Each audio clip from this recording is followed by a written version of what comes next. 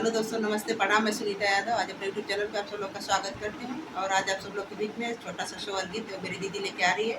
आप लोग को सुनाएगी। आप लोग को कैसा लगा, प्यार आशीर्वाद अपना जरूर देना और कमेंट में जरूर बताना। लाइक सब्सक्राइब शेयर जरूर करना। आप लोग को कैसा लगा शो और गीत। आदि थलिया में मोटा फूला